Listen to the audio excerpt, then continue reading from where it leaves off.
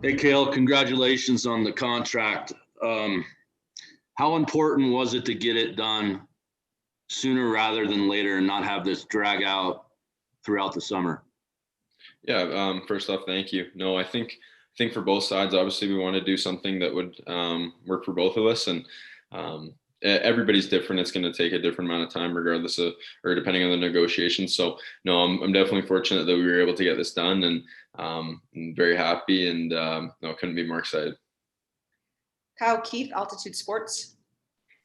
Hey, Cale, congrats, man. This is awesome. I think it's great for the fans. It's great for the organization, obviously, and for you. As much as you can you just talk about the process and what it ultimately felt like to sign that contract and know that you're going to be with this team for a while? Yeah, thanks again. And honestly, it was a weird feeling, just to know that how far we've kind of come, and the whole process for me was very kind of laid back. I really didn't have much going on. It was just I have such great agents, and obviously Scott, Brian, and Steve Bartlett, and they take the bulk of the negotiations. Obviously, I'm not doing much, but no, I'm very fortunate that I have them on my side, and they have such a great reputation, and it just makes it easy on my end to trust what they're doing, and know that they're capable of pulling something out. Peter Baugh, The Athletic. Hey, Cale, congratulations. I guess when you were negotiating and thinking about what you wanted and communicating that with your agents, how did the, I guess, cap situation of the Avalanche and making sure that they still had some cap flexibility after this deal play into the number that you guys ended up getting to? Yeah, thanks again. And honestly, I think for me and for for both sides, obviously we wanted something that would work, and be realistic as well. So for me, I know this is a team that has the potential to win and to win now, and obviously you don't want to sacrifice and or kind of get in the way of any of that. So just tried to obviously do something that would work for both sides, and I think we came to a deal that obviously works for both of us, like I said. So that's kind of the way that I saw it. But again, it just goes back to the great negotiating on both sides, I think. Eric Dean, Mile High Sports. Hey, Cal, congratulations. I was just curious in regards to not just the cap number, but the term. How involved were you in the term of the deal, and were you interested at all in signing anything shorter or longer? Did it feel like, just right to go 5+ years, which ultimately ended up with 6? Yeah, I think for me, I didn't really know what to focus on, and then I think I have so much faith in the organization and the program that I think a longer term deal was something more suitable for me. And regardless of what the years were, I think we just wanted to work that out per side. But I definitely have faith in what the program is building and where we are at now, and where we're gonna be in the future. So that's kind of the way that I looked at it. Dan Rosen, NHL.com. Cal, congratulations. I got to ask you, because your name was tossed out there with rumors of, will Cale sign an offer sheet somewhere? Will that happen? Did that ever enter your mindset at all? No, thank you. And honestly, no.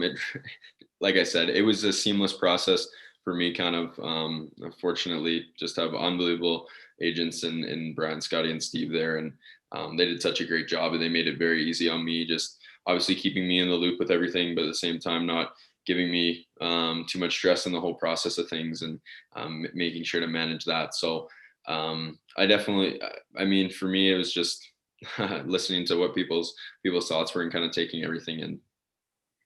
Kyle Keith, Altitude Sports. Hey, Cale, hockey question for you. As you kind of watched Vegas and Montreal, Tampa Bay, and the Islanders, kind of down the stretch, if you did watch it or how much you did watch of it, was there something that you saw in those two series? Because Colorado, once again, is favored to win the Stanley Cup. Is there something that you saw in those two series that stood out to you that maybe that you guys were missing that you'd like to apply this year to see, hopefully that you guys go a little deeper in the playoffs?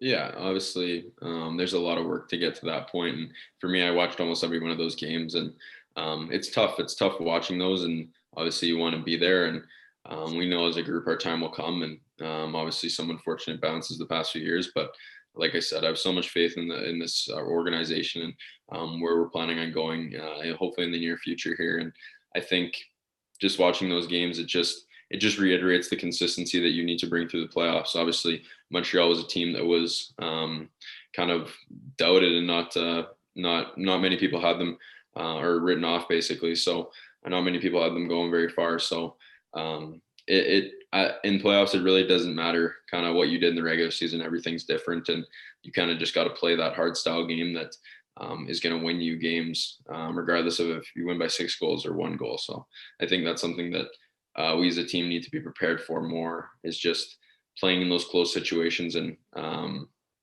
being ready for that. But like I said, obviously there's so much time before that, and obviously you build all that during the regular season. We'll take 3 more here for Cale. Mike. Cale, everybody knows that you were the first domino. You were the priority in terms of free agents. That now that domino has fallen, and it seems like it's happened in a timely fashion because Gabe can become a free agent on Wednesday. I would think that having you signed up and knowing what it's going to cost is going to help the club re-sign Gabe. Would you agree? Yeah, I mean, I wouldn't say that I was the top priority. I think obviously we want all of us back. We're especially Landy and obviously Groovy. They're such key pieces to our team, and those are definitely guys that I'd love to see back. And hopefully that we can or the club can work out something with them. But no, I think everybody's equal in this sense, and just making sure that hopefully everybody gets the right deal and get it done at some point. Hopefully, like you said before, everything starts to funnel out. Peter Baugh, The Athletic. Yeah, Cale, I know there's a chance that Taylor could potentially get drafted today. I was wondering if you've had much communication with him throughout the day, and just I guess what a team would get in him if they were to select your brother.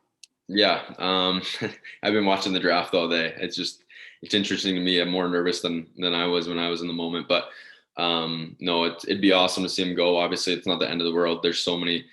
It really doesn't. The draft's not a big, I guess, comparable to where you're going to end up. So regardless of if you go or not, obviously anybody has the opportunity to make it if you work at it. So, but no, for him as a player, he's just a very hardworking kid. I'd compare him to kind of like similar to like a Josh Anderson, but the pestiness of one of the Tkachuk brothers, like a Matthew Tkachuk and stuff. So. No, he's definitely got a bright future, and he's already taller than me. I think he's 6'2" or 6'3" now. So, no, I'm excited for him going to UMass this year and everything. But I know he's excited for sure. And last 2 here, Dan Rosen, NHL.com. Hey, Cale, I mean, speaking of the draft, I mean, the draft obviously represents an opportunity to be a professional. It's one chance.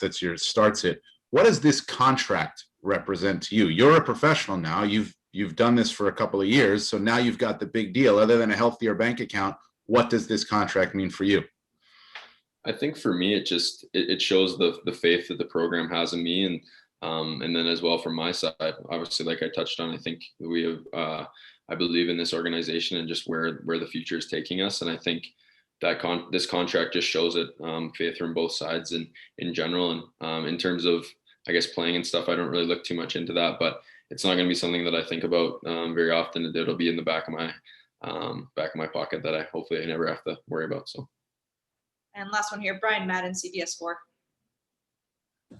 Hey, Cale, I think just to add on a little bit for this contract, did you even consider, I mean, this starts a foundation for you where you can start a legacy as probably potentially as one of the best defensemen in Colorado Avalanche history. Did that even enter your mind doing this contract? No, not at all, to be honest. I'm obviously so young still and so many years ahead of me. And to me, I feel like I've done nothing yet. So that's kind of the outlook that I have. It's just never be satisfied. But no, that honestly, it's a good question, but that's never crossed my mind.